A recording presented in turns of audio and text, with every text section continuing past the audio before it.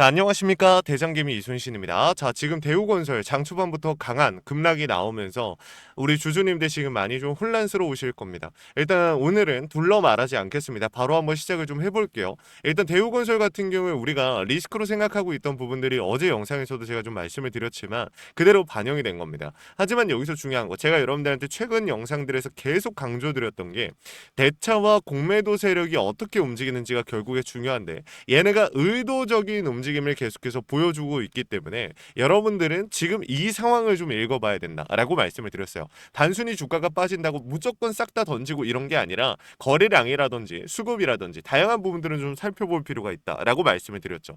중요한 포인트는 뭐였습니까? 오늘 같은 경우 거래량이 엄청나게 동반된 장대 음봉이냐? 그건 아니라는 거예요. 결국에 여러분들한테 제가 계속적으로 말씀을 드렸던 게 인위적인 움직임. 자, 보세요.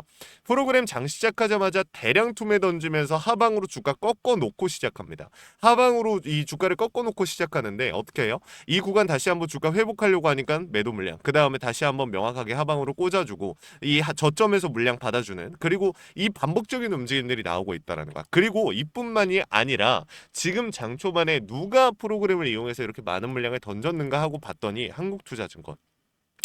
얘네 뭐예요? 공매도 대차기관 창구죠. 얘네가 또 똑같이 하방 압력을 가하고 있다라는 거야. 제가 여러분들한테 말씀드린 내용은 똑같아요. 결국에 저는요, 추가적인 상승이 나올 수 있다라고 보거든요. 근데 그 상승이 어디까지 가냐? 그건 저도 알 수가 없습니다. 상황에 맞춰서 공매도 세력들 상환하는지 이 여부를 따져봐야 되고, 기존 세력들이 수급을 붙이냐 안 붙이냐가 중요하다라는 거야. 제가 여러분들한테 이것도 어제 영상을 찍으니까 이렇게 말씀하시는 분들이 있어요. 매도 타이밍 놓친 주제에 뭐 명확하게 대응을 도와주네 만에 더 가네 만에 뭐 이런 얘기를 함부로 꺼내냐, 이런 얘기를 하시는데, 저는 솔직히 이쯤 되면 조금 답답한 게 뭐냐면, 자, 여러분들 보세요. 4월 28일 제가 뭐라고 영상 찍었나 아침장에 한번 보여드릴게요.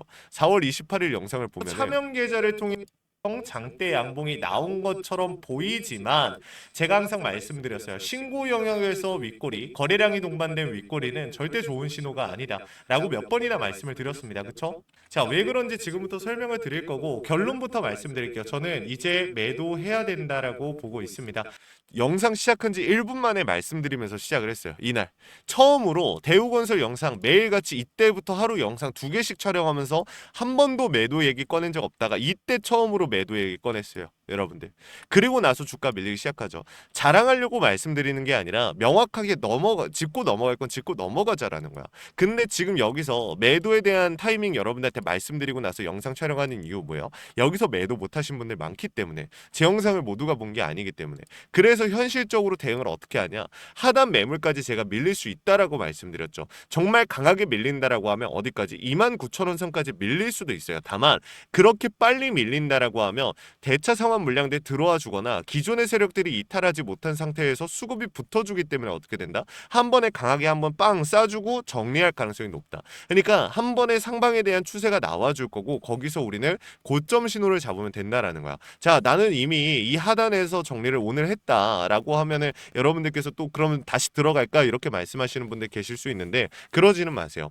그러실 필요까지는 없습니다. 매도하셨다라고 하면 잘하셨어요. 조금 손실 보더라도, 수익 못 만들었어도 수익 조금만 가지고 나가도 잘하신 거예요. 괜찮습니다. 그렇게 배우는 거야. 제가 말씀드리고 싶은 건 뭐냐면, 지금 리스크가 없다라는 게 아니에요. 리스크 분명히 존재하고요. 우리가 앞으로 더 많은 시간과 스트레스를 받으면서 싸워야 되는 부분이에요. 근데 여러분들께서 그 약간의 손실을 메꾸고자 그 리스크를 가져간다? 그럴 필요 없다는 겁니다. 결국에 제가 말씀드리고 싶은 건 뭐냐면, 지금 들고 있고 아직 정리 못하신 주주님들, 혹은 신규 진입하신 분들 분명히 계실 거예요. 그런 주주님들이라면 지금 현상에서 대우건설에 대한 모멘텀을 보셔야죠. 대우건설 처음에 어떤 이유로 올라갔습니까? 주가 처음에 상승할 때 어떤 이유였어요? 원전이었죠. 근데 지금은 어떤 이유예요? 중동 재건에 대한 테마들 엮이고 있어요. 근데 지금 어떤 상황입니까? 명확하게 협상이 되는 상황이에요? 아니란 말이지. 그러니까 대우건설에 다시 한번 수급이 시원하게 붙어주지 못하는 건데, 제가 말씀드리는 포인트는 뭐냐면, 전쟁에 대한 리스크 오래 가지 않을 겁니다. 한 번 1파는 분명히 나와줄 거야. 왜? 그 과정 속에서 단순히 1파 그냥 개인들의 수급이 붙고 모멘텀이 붙는다 이런 얘기를 하는 것이 아니라, 거기서 수급이 붙었을 때, 이 약간의 수급이 붙어줬을 때 어떤 상황이 발생이 될 수 있어요? 그렇죠. 공매도, 대차 세력들의 이 대량 청산이 발생이 될 수가 있다라는 거야. 대우건설 같은 경우 목요일장만 봐도 어땠습니까? 계속해서 공매도에 대한 비중 나오고요. 대차에 대한 비중 나옵니다. 근데 상환 물량은 줄어들었죠. 그러니까 이런 하락이 나오고 있는 거예요. 자, 오늘 같은 경우도 마찬가지. 여러분들한테 분명히 말씀드렸습니다. 지금 보시면은 삼성증권 같은 경우 순매수를 보여주고 있지만 여기서 신한투자증권 뭐 하고 있어요? 한국투자증권, 삼성증권 각각 매수와 매도를 가져가고 있어요. 근데 신한투자증권 지금 명확하게 집계 안 되고 있죠. 얘네가 신한투자증권이 매수나 매도 어디로 가느냐에 따라서 방향성이 완전히 달라지는 건데 제가 봤을 때 얘네는 상환할 가능성이 커요. 이 구간에서 상환을 하면서 브레이크를 걸어주고 그 구간에서 기존 세력들이 추가적인 상승을 만들 때 수급을 붙여줄 가능성이 굉장히 크다라는 거야. 죄송합니다. 그래서 제가 우리 주주님들한테 지금 강조를 드리는 거는 무조건 정리해라, 무조건 매수해라 이게 아니라 상황에 맞는 이 흐름을 잡아가야 된다는 거야. 그럼 오늘은 우리가 어디까지 열어놓고 좀 대기를 해야 됩니까? 결과적으로 말씀드릴게요. 솔직하게 말씀드릴게요. 여러분들 마음은요 29,000원까지 열어놓으셔야 돼요. 그 구간에서 우리가 수급들 계속해서 체크해 나가야 되는 겁니다. 아니 지금 7%나 눌렸는데 뭘 그 정도나 더 열어놔 라고 말씀하실 수 있겠지만 정리하실 수 있는 분들은 지금 정리하는 게 베스트. 다시 정리할게요.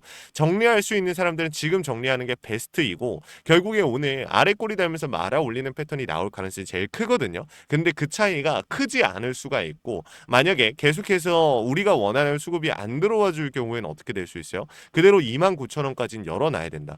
계속 끌고 갈 생각이시면 29,000원까지 열어놓고 그거 안 되겠다. 정리하시는 게 맞다. 저는 이렇게 좀 설명을 드리고 싶어요. 오늘 같은 경우 아래 꼬리 달면서 말아 올리면서 마무리가 될 텐데 그 중에 우리는 수급을 살펴볼 겁니다. 근데 만약에 종가에서 명확한 상방에 대한 신호가 나온다. 세력들의 의도와 움직임이 장중에 잡혔었다. 이런 부분들을 보면 우리는 더 끌고 갈 수 있겠죠. 그래서 말씀을 드린 거고 지금 분봉을 보면은 여러분들 보세요. 이 구간 내에서 계속적으로 변동성 가져가요. 근데 거래량 어떻게 되고 있어요? 당연히 줄어들고 있습니다. 이게 중요한 거라는 거야. 자, 이전에 대비해서 상승 거래량이랑 이 하방으로 밀릴 때의 거래량 완전히 느낌 다르죠. 그래서 제가 말씀드리는 게 지금의 이 거래량 자체는 절대적으로 많은 거래량이 아닙니다. 거래량이 동반된 하락이 아니라 거래량이 동반되지 않은 하락이기 때문에 우리 주주님들 이거 말아 올리려고 하면 세력들 금방 말아 올립니다.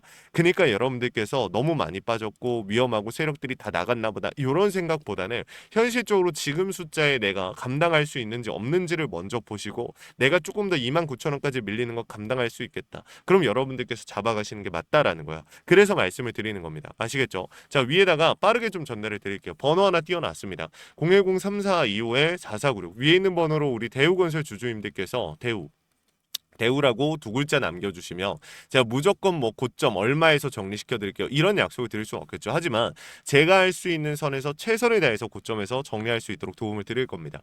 현 시점에서 비중을 늘려야 될지 줄여야 될지 모르겠다라고 하시는 분들 정말 많습니다. 요청이라도 해보세요. 제가 실시간으로 차트와 수급 시장의 흐름을 읽고 있습니다. 여러분들께 강조드리는 건 신호. 원 단위의 타점을 신호로 잡아드리고 있죠. 자, 주식에 100% 없으니까 그냥 막연하게 대응하면 되는 거 아니야? 아니죠. 100%는 없지만 가까워질 수는 있습니다. 대비하고 대응하고 세력들의 의도를 읽어가면서 그래서 준비를 한 겁니다. 이거 구독과 좋아요 눌러주신 주주님들이라면 그냥 대응 도와드리고 있는 거니까 부담 느끼지 마시고 요청이라도 해보시면 좋을 것 같습니다. 아시겠죠? 자, 그리고 마지막으로 이 대우건설 영상 끝까지 시청해주신 우리 주주님들 위해서 선물 하나 준비했습니다. 시장이 무너졌다가 회복하는 과정에서 유독 강한 상승을 보여주는 애들 항상 존재합니다. 코로나 때도 그랬고요. 러시아 우크라이나 때도 그랬습니다. 그래서 준비를 해왔어요. 미국의 트럼프 대통령이 미국 로봇 기업들에게 투자를 아끼지 않겠다라고 하면서 국내 미국 로봇 정책 수혜 테마가 생겼습니다. 그 연결점이 CES였죠. 중요한 거는 미국 기업과 협력 관계가 생긴다면 자 이렇게 좀 설명을 드릴게요. 미국 기업과 협력 관계가 생긴다면 MOU 체결이 나온다라고 하면 이 기대감으로 수급이 몰리고 강한 상승이 나오지 않을까라는 기대감이 있었던 거예요. 근데 결국에는 세력들이 물렸거나 세력들의 힘이 강한 종목들이 수급을 빨아들인다라고 말씀을 드렸죠. 그러니까 이 수급들이 이동을 하는 겁니다. 그래서 준비를 했어요. 매집이 끝나고 이제 막 바닥에서 30%대의 반등이 나왔고 유통 비율이 40%대. 자, 품절주의 형태를 띠고 있어서 한번 치고 올라갈 때 강하게 치고 올라갈 수가 있다라는 거죠. 개인들이 못 들고 있으니까 못 가는 거 아니야? 아닙니다. 개인들이 못 들고 있으니까 더 빠르게 강하게 치고 올라가는 거죠. 그래서 준비를 한 겁니다. 이거 여러분들 구독과 좋아요 한 번씩만 눌러주시고 영상 끝까지 보시면 확인 가능하시니까 이거 확인이라도 해가시면 좋을 것 같아요. 이거 같이 한번 보고 마무리할게요. 자, 제가 오늘 준비한 히든 종목은 바로 이 로봇 품절주입니다. 이 목표 주가가 최소 300%이고 작전 세력들의 매집 기간이 최소 2개월입니다. 자, 유통 비율이 40%대이다 보니까 품절주의 형태를 띠고 있어서 주가가 치고 나갈 때 폭발적으로 치고 나갈 수 있다라고 말씀을 드렸죠. 세력들도 이 변수에 의해서 움직이기 마련입니다. 그래서 우리 주주님들한테 최소 300%라고 말씀을 드린 거기 때문에 이 이상 더 올라갈 확률은 분명히 있다. 자, 최근에 이 트럼프가 로봇 섹터의 지원을 아끼지 않겠다라고 밝히면서 우리 국내 로봇주들도 정말 한 번에 치고 올라갔었습니다. 근데 중요한 거는 이게 어떤 이유로 트럼프가 로봇 섹터에 투자하겠다라고 밝혔는가? 결국에는 중국 기업들을 견제하기 위해서 트럼프가 로봇 산업에 투자하겠다라고 밝힌 거거든요. 자, 연합뉴스에 따르면 상무부 장관이 최근 로봇업계 CEO들과 만남을 가졌으며 이 로봇 산업 발전 가속화에 전폭적으로 나서고 있다라고 전했다. 지난해 중국의 산업용 로봇 신규 설치 대수는 전 세계 신규 설치량의 54%를 차지했습니다. 그만큼 지금 미국이 중국을 견제할 수밖에 없는 상황이라는 거죠.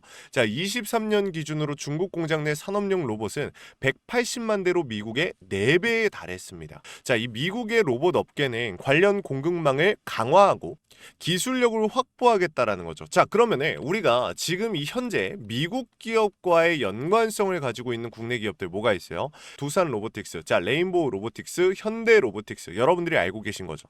근데 이거 말고 이 대형주들 같은 경우 모멘텀이 적단 말이에요. 그래서 제가 우리 주주님들한테 오늘 나눠드릴 건 로봇 품절주입니다. 아까 전에 말씀드린 것처럼 유통 비율이 40%대이기 때문에 폭발적인 상승이 나올 수 있으며 트럼프가 말했던 자, 이 공급망 강화에 대한 내용들과 그리고 협업에 대한 내용들, 그리고 내년 1월 달에 CES 로봇 박람회에 대한 기대감 속에서 가장 큰 주목을 받을 기업이 될 겁니다. 그렇기 때문에 이 기업 같은 경우는 우리 주주님들이 꼭 조금이라도 가지고 계셔야 되는 종목이다 라고 말씀을 드리면서 가져온 건데, 최근 들어서 이 원익홀딩스라든지 클로봇, 휴림로봇, SPG 다양한 종목들이 있는데, 자, 최근에 이 원익홀딩스 같은 경우 로봇 대장주로서의 움직임을 보여주면서 저점 대비해서 500%의 상승률을 보여줬습니다. 원익홀딩스 같은 경우 이 유통 비율이 얼마예요? 유통 비율이 50%대다. 자, SPG도 지금 로봇 감속기 관련해서 미국 기업과의 연관성에 대한 기대감이 좀 들어와 있는 상태인데, 일단 제일 중요한 거, 중국 기업과의 연관성이 딱히 없다.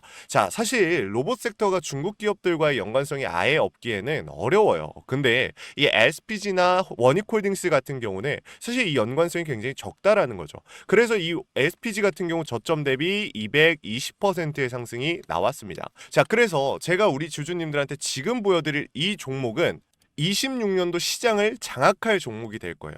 모든 로봇주들이 출발할 때 이 종목 같은 경우 혼자 출발하지 않고 명확한 매집이 진행이 됐습니다. 이제서야 상승에 대한 모멘텀이 나오고 있는데, 바닥 대비해서 이제서야 30%가량의 상승이 나왔거든요. 근데 이 종목은 저는 훨씬 더 높게 올라갈 수밖에 없다라고 말씀을 드려요.